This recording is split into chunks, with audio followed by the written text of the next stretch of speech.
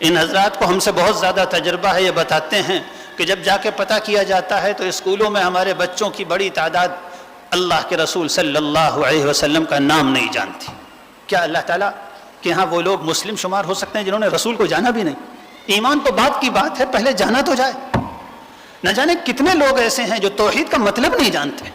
جو یہ اس حقیقت کو پر دل کا کوئی ایمان نہیں ہے کہ ایک اکیلا اللہ ہی عبادت کے لائق ہے، اس کے علاوہ جتنوں کی عبادت اور پوجا ہو رہی ہے کوئی عبادت کے لائق نہیں ہے۔ کتنے لوگ ہیں جو اس حقیقت کو نہیں جانتے ہیں۔